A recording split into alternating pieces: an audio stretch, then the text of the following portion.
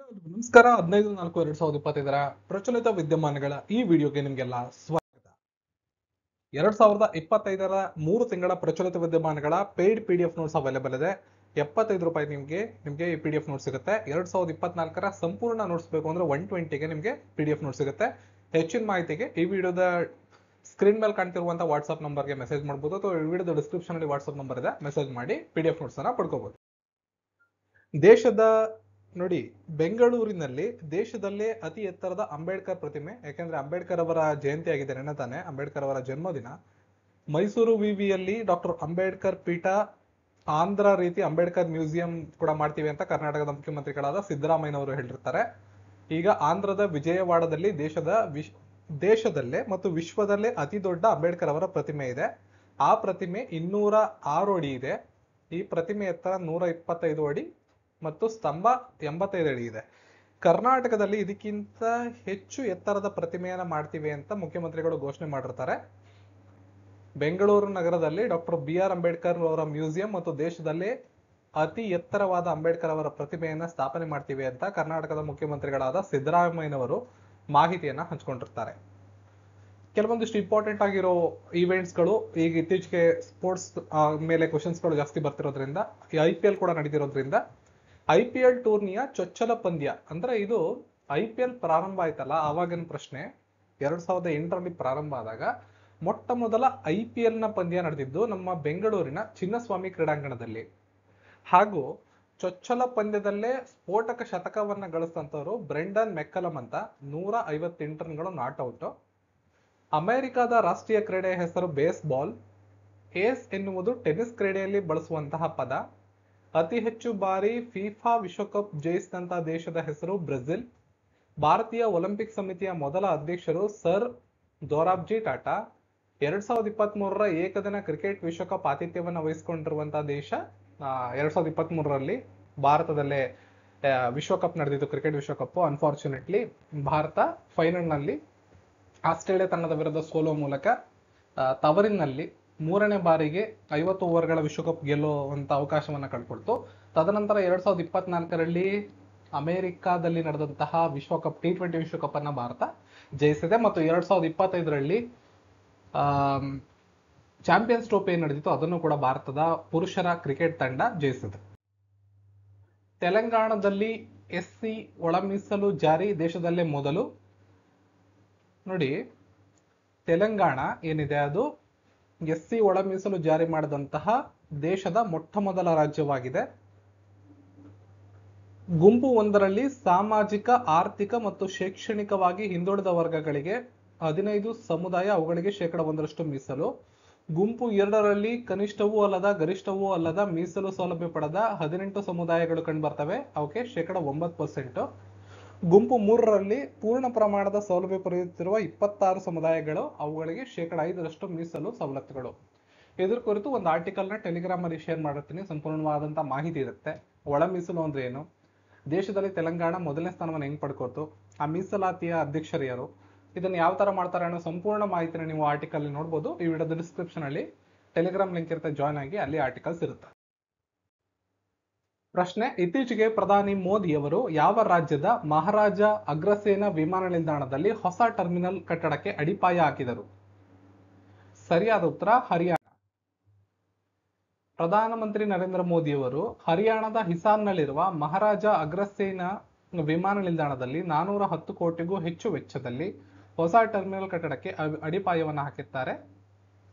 ಅವರು ವಿಮಾನ ನಿಲ್ದಾಣದಿಂದ ಅಯೋಧ್ಯೆಗೆ ಮೊದಲ ವಿಮಾನ ಹಾರಾಟದ ಚಾಲನೆಯನ್ನು ಕೂಡ ಈ ಸಂದರ್ಭದಲ್ಲಿ ಮಾಡಿರ್ತಾರೆ. ಈ ಅಭಿವೃದ್ಧಿಯು ಭಾರತಾದ್ಯಂತ ವಾಯುಯಾನ ಮೂಲಸೌಕರ್ಯ ಮತ್ತು ಸಂಪರ್ಕವನ್ನು ಹೆಚ್ಚಿಸುವ ಸರ್ಕಾರದ ಒಂದು ಪ್ರಯತ್ನದ ಭಾಗವಾಗಿದೆ. ಹರಿಯಾಣದ ಬಗ್ಗೆ ನಾವಿಲ್ಲಿ ಮಾತಾಡ್ತಿರೋದ್ರಿಂದ ಅದರ ರಾಜಧಾನಿ ಚಂಡೀಗಢ, ರಾಜ್ಯಪಾಲರು ಬಂಡಾರು ದತ್ತಾತ್ರೇಯ, ಮುಖ್ಯಮಂತ್ರಿಗಳು ನಯಾಬ್ ಸಿಂಗ್ ಸೈನಿ. ಮುಂದಿನ ಪ್ರಶ್ನೆ ಈ ತರ ಇದೆ: ಮಧ್ಯಪ್ರದೇಶ ಸರ್ಕಾರ ಘೋಷಿಸಿದ ಡಾಕ್ಟರ್ ಭೀಮರಾವ್ ರಾಮ್ಜಿ ಅಂಬೇಡ್ಕರ್ ವನ್ಯಜೀವಿ ಅಭಯಾರಣ್ಯ ಯಾವ ಜಿಲ್ಲೆಯಲ್ಲಿ ಕಂಡುಬರುತ್ತೆ? ಇದಕ್ಕೆ ಸರಿಯಾದ ಉತ್ತರ ಸಾಗರ, ಮಧ್ಯಪ್ರದೇಶದ ಸಾಗರದಲ್ಲಿ ಕಂಡುಬರುತ್ತೆ. ಮಧ್ಯಪ್ರದೇಶ ಸರ್ಕಾರ ಡಾಕ್ಟರ್ ಭೀಮರಾವ್ ಅಂಬೇಡ್ಕರ್ ಅವರ ಹೆಸರಿನ ಸಾಗರ ಜಿಲ್ಲೆಯಲ್ಲಿ ಹೊಸ ವನ್ಯಜೀವಿ ಅಭಯಾರಣ್ಯವನ್ನ ಘೋಷಿಸಿದೆ. ಇದು ಮಧ್ಯಪ್ರದೇಶ ರಾಜ್ಯದ 25ನೇ ಅಭಯಾರಣ್ಯವಾಗುತ್ತೆ.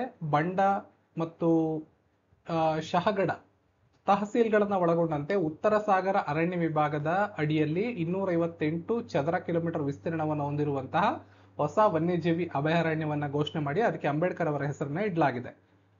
ಏಪ್ರಿಲ್ 14, 2025ರಂದು ಡಾಕ್ಟರ್ ಅಂಬೇಡ್ಕರ್ ಅವರ 134ನೇ ಜನ್ಮ ದಿನಾಚರಣೆಯ ಮುಂಚಿತವಾಗಿ ಘೋಷಣೆಯನ್ನ ಮಾಡಲಾಗಿತ್ತು. ಮಧ್ಯಪ್ರದೇಶದ ಬಗ್ಗೆ ಇಲ್ಲಿ ಮಾತಾಡ್ತಿದ್ದೀವಿ. ರಾಜಧಾನಿ ಭೋಪಾಲ್, ರಾಜ್ಯಪಾಲರು ಮಂಗುಬಾಯಿ ಸಿ ಪಾಟೀಲ್. ಮುಂದಿನ ಪ್ರಶ್ನೆ ನೋಡೋಣ. ಇತ್ತೀಚೆಗೆ ಯಾವ ರಾಜ್ಯದ ರಿಂಡಿಯಾ ರೇಷ್ಮೆ ಮತ್ತು ಖಾಸಿ ಕೈಮಗ್ಗ ಉತ್ಪನ್ನಗಳು GI ಟ್ಯಾಗ್ ಅನ್ನ ಪಡೆದಿವೆ? ಇದಕ್ಕೆ ಸರಿಯಾದಂತ ಉತ್ತರ ಮೇಘಾಲಯ. ಮೇಘಾಲಯದ ರಿಂಡಿಯಾ ರೇಷ್ಮೆ ಮತ್ತು ಖಾಸಿ ಕೈಮಗ್ಗ ಉತ್ಪನ್ನಗಳಿಗೆ ಭೌಗೋಳಿಕ ಸೂಚ್ಯಂಕ ಟ್ಯಾಗ್ ಸಿಕ್ಕಿದೆ. ರಾಜ್ಯದ ಸಾಂಪ್ರದಾಯಿಕ ನೇಯ್ಗೆ ಕಲೆ ಮತ್ತು ಶ್ರೀಮಂತ ಜವಳಿ ಪರಂಪರೆಯನ್ನ ರಕ್ಷಣೆ ಮಾಡುವ ಉದ್ದೇಶದಿಂದ ಈ ಹೆಜ್ಜೆಯನ್ನು ಇಡಲಾಗಿದೆ. ರಿಂಡಿಯಾ ಎರಿ ರೇಷ್ಮೆಯಿಂದ ತಯಾರಿಸಿದ ಕೈಯಿಂದ ನೇಯ್ಗೆ ಬಟ್ಟೆಯಾಗಿದ್ದು ಖಾಸಿ ಸಮುದಾಯದ ಸಾಂಸ್ಕೃತಿಕ ಸಂಪ್ರದಾಯಗಳೊಂದಿಗೆ ಆಳವಾದ ಸಂಬಂಧವನ್ನ ಇದು ಹೊಂದಿರುತ್ತೆ. ಇಲ್ಲಿ ಮೇಘಾಲಯದ ಬಗ್ಗೆ ಮಾತಾಡ್ತಿದ್ದೀವಿ, ಹಾಗಾಗಿ ಅಲ್ಲಿ ರಾಜಧಾನಿ ಯಾವುದು ಅಂತ ಗೊತ್ತಿರಬೇಕು. ಶಿಲ್ಲಾಂಗ್. ರಾಜ್ಯಪಾಲರು CH ವಿಜಯಶಂಕರ್ ಅವರು ಮತ್ತು ಮುಖ್ಯಮಂತ್ರಿಗಳು ಕರ್ನಾಡ್ ಸಂಗ್ಮಾ. ಮುಂದಿನ ಪ್ರಶ್ನೆ ಈ ತರ ಇದೆ. ಇತ್ತೀಚೆಗೆ ಮಾಂಟೆ ಕಾರ್ಲೋ ಮಾಸ್ಟರ್ಸ್ 2025ರ ಪ್ರಶಸ್ತಿಯನ್ನ ಗೆದ್ದಂತವ್ರು ಯಾರು? Carlos Alcaraz. ATP ರ್ಯಾಂಕಿಂಗ್ ನಲ್ಲಿ ದ್ವಿತೀಯ ಸ್ಥಾನಕ್ಕೆ ಮರಳಿದ ಅಲ್ಕರಾಜ್ ಮಾಂಟೆ ಕಾರ್ಲೋಸ್ ಟೂರ್ನಿಯಲ್ಲಿ ಚೊಚ್ಚಲ ಪ್ರಶಸ್ತಿಯನ್ನ ಜಯಿಸಿದ ನಂತರ ಕಾರ್ಲೋಸ್ ಅಲ್ಕರಾಜ್ ಅವರು ಸೋಮವಾರ ಬಿಡುಗಡೆಯಾಗಿರುವ ATP ಟೂರ್ನಿಯ ರ್ಯಾಂಕಿಂಗ್ ನಲ್ಲಿ 2ನೇ ಸ್ಥಾನಕ್ಕೆ ಹೊಂದಿರ್ತಾರೆ. ಮೊದಲನೇ ಸ್ಥಾನದಲ್ಲಿ ಇಟಲಿಯ ಜಾನಿಕ್ ಸಿನ್ನರ್ ಕಂಡು ಬರ್ತಾರೆ. 2ನೇ ಸ್ಥಾನದಲ್ಲಿ ಕಾರ್ಲೋಸ್ ಅಲ್ಕರಾಜ್ ಅವರು ಕಂಡು ಬರ್ತಾರೆ. 4 ಬಾರಿ ಗ್ರ್ಯಾಂಡ್ ಸ್ಲಾಮ್ ಚಾಂಪಿಯನ್ ಆಗಿರ್ತಕ್ಕಂಥ ಸ್ಪೇನ್ ದೇಶದ ಆಟಗಾರ ಅಲ್ಕರಾಜ್ ಭಾನುವಾರ ನಡೆದ ಫೈನಲ್ ಪಂದ್ಯದಲ್ಲಿ ಇಟಲಿಯ ಲೆರೆನ್ಜೋ ಮುಸೆಂಟಿ ಅವರನ್ನ 3-6, 6-1, 6-0 ಸೆಟ್ಗಳ ಅಂತರದಿಂದ ಮಣಿಸುವ ಮೂಲಕ ATP 1000 ಅಂತ ಏನ್ ಕರಿತೀವಿ ಆ ಟೂರ್ನಿಯಲ್ಲಿ 6ನೇ ಪ್ರಶಸ್ತಿಯನ್ನ ಬಾಚಿಕೊಂಡಿರ್ತಾರೆ. ಈಗ ರ್ಯಾಂಕಿಂಗ್ ನೋಡೋದಾದ್ರೆ ATP ಟಾಪ್ 10 ಆಟಗಾರರು ಅಂತ ನೋಡಿದ್ರೆ ಇಟಲಿಯ ಜಾನಿಕ್ ಸಿನ್ನರ್ 1ನೇ ಸ್ಥಾನ, ಸ್ಪೇನ್ ದೇಶದ ಕಾರ್ಲೋಸ್ ಅಲ್ಕರಾಜ್ 2ನೇ ಸ್ಥಾನ, ಜರ್ಮನಿಯ ಅಲೆಕ್ಸಾಂಡರ್ ಝರ್ವೇವ್ 3ನೇ ಸ್ಥಾನ, ಅಮೆರಿಕಾದ ಟೈಲರ್ ಫ್ರೀಸ್ 4ನೇ ಸ್ಥಾನ, ಸರ್ಬಿಯಾದ ನೊವಾಕ್ ಜೋಕೋವಿಕ್ 5ನೇ ಸ್ಥಾನ, ಜರ್ಮನಿಯ ಜಾಕ್ ಟ್ರಾಪರ್ 6ನೇ ಸ್ಥಾನ, ಆಸ್ಟ್ರೇಲಿಯಾದ ಅಲೆಕ್ಸ್ ಡಿ ಮೈನರ್ 7ನೇ ಸ್ಥಾನ, ಆಂಡ್ರೆ ರುಬ್ಲೆವ್ 8, ಡೇನಿಯಲ್ ಮೆಡ್ವೆಡೇವ್ 9 ಹಾಗೂ ನಾರ್ವೆಯ ಕ್ಯಾಸರ್ ರೂಡ್ ಅವರು 10ನೇ ಸ್ಥಾನದಲ್ಲಿ ಇರ್ತಾರೆ. ನೆಕ್ಸ್ಟ್, ಇತ್ತೀಚೆಗೆ ನಿಧನರಾದಂತಹ ಹರಿದತ್ ಕಪ್ರಿ ಅವರು ಯಾವ ಕ್ರೀಡೆಗೆ ಸಂಬಂಧಪಟ್ಟಿರುತ್ತಾರೆ? ಪ್ರಶ್ನೆಗೆ ಸರಿಯಾದ ಉತ್ತರ ಬ್ಯಾಸ್ಕೆಟ್ಬಾಲ್. ಭಾರತದ ಮಾಜಿ ಬ್ಯಾಸ್ಕೆಟ್ಬಾಲ್ ನಾಯಕ ಹರಿದತ್ ಕಪ್ರಿ ಇತ್ತೀಚೆಗೆ ತಮ್ಮ 83ನೇ ವಯಸ್ಸಿನಲ್ಲಿ ನಿಧನರಾಗಿರ್ತಾರೆ. 1969ರಲ್ಲಿ ಅರ್ಜುನ ಪ್ರಶಸ್ತಿಯ ಪುರಸ್ಕೃತರಾದ ಕಪ್ರಿ ಭಾರತೀಯ ಬ್ಯಾಸ್ಕೆಟ್ಬಾಲ್ಗೆ ಗಮನಾರ್ಹ ಕೊಡುಗೆಯನ್ನು ನೀಡಿರುತ್ತಾರೆ ಹಾಗೂ ಕ್ರೀಡಾ ಸಮುದಾಯದಲ್ಲಿ ವ್ಯಾಪಕವಾಗಿ ಗೌರವಿಸಲ್ಪಡುತ್ತಾರೆ. ಅವರು 1965ರಿಂದ 78ರ ತನಕ ಭಾರತೀಯ ಬ್ಯಾಸ್ಕೆಟ್ಬಾಲ್ ತಂಡದ ನಾಯಕತ್ವವನ್ನು ವಹಿಸಿಕೊಂಡು ಸತತ ವಿಜಯಗಳ ಸರಣಿಯನ್ನ ದಾಖಲು ಮಾಡಿದ್ರು.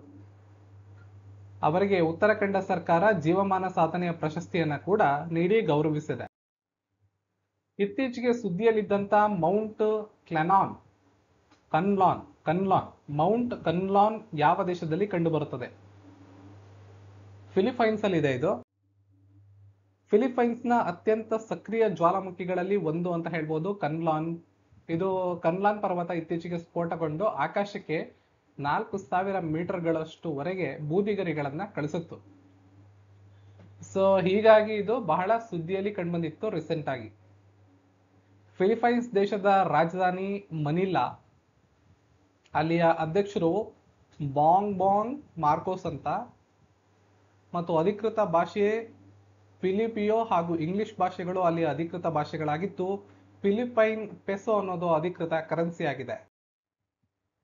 ಯಾವ ರಾಜಧಾನಿಯಲ್ಲಿ ನಮ್ಮ ದೇಶದ ಅಧ್ಯಕ್ಷೆಯಾದ ದ್ರೌಪದಿ ಮುರ್ಮು ಅವರನ್ನ ನಗರದ ಕೀ ಆಫ್ ಆನರ್ ಎಂದು ಗೌರವಿಸಲಾಗಿದೆ? ಇದಕ್ಕೆ ಸರಿಯಾದ ಉತ್ತರ ಲಿಸ್ಬರ್ನ್. ದೇಶದ ಮೊದಲನೇ ಪ್ರಜೆ, ದೇಶದ ಅಧ್ಯಕ್ಷರು ಅಂತ ನಾವೇನ್ ಕರಿತೀವಿ, ದ್ರೌಪದಿ ಮುರ್ಮು ಅವರು ಏಪ್ರಿಲ್ 7, 2025ರಂದು ಕೀ ಆಫ್ ಆನರ್ ನಿಂದ ಗೌರವಿಸಲಾಗಿದೆ. ಇದು ಪೋರ್ಚುಗಲ್ ದೇಶದ ರಾಜಧಾನಿ ಲಿಸ್ಬರ್ನ್ ನಿಂದ ನೀಡುವಂತಹ ಅತ್ಯುನ್ನತ ನಾಗರಿಕ ಗೌರವವಾಗಿರುತ್ತೆ. ಈ ಪ್ರಶಸ್ತಿಯನ್ನ ಲಿಸ್ಬರ್ನ್ನ ಮೇಯರ್ ಕಾರ್ಲೋಸ್ ಮೊಯೆಡಾಸ್ ಅವರು ಐತಿಹಾಸಿಕ ಕ್ಯಾಮೆರಾ ಮುನ್ಸಿಪಲ್ ಡಿ ಲಿಸ್ಬೋರ್ವಾ ಅನ್ನೋರು ಪ್ರದಾನ ಮಾಡಿರ್ತಾರೆ. ಈ ಗೌರವ ಭಾರತ ಮತ್ತು ಪೋರ್ಚುಗಲ್ ನಡುವಿನ ಆಳವಾದ ಸಂಬಂಧಗಳನ್ನ ಗುರುತಿಸುತ್ತೆ ಮತ್ತು ಜಾಗತಿಕ ಸ್ನೇಹವನ್ನ ಉತ್ತೇಜಿಸುವಲ್ಲಿ ಪ್ರಮುಖ ಪಾತ್ರವನ್ನ ವಹಿಸುತ್ತೆ. ಅಂದ ಹಾಗೆ ನಮ್ಮ ದೇಶದ ಅಧ್ಯಕ್ಷರಾದ ಅಂದ್ರೆ ರಾಷ್ಟ್ರಪತಿಗಳಾದ ದ್ರೌಪದಿ ಮುರ್ಮು ಅವರು ಏಪ್ರಿಲ್ 7ರಿಂದ 10 ತನಕ ಪೋರ್ಚುಗಲ್ ಮತ್ತು ಸ್ಲೋವೇಕಿಯಾ ಎರಡೂ ರಾಷ್ಟ್ರಗಳ ಅಧಿಕೃತ ಭೇಟಿಯಲ್ಲಿ ಇದ್ದಂತ ಸಂದರ್ಭದಲ್ಲಿ ಈ ಒಂದು ಗೌರವವನ್ನ ಪಡ್ಕೊಂಡಿರ್ತಾರೆ.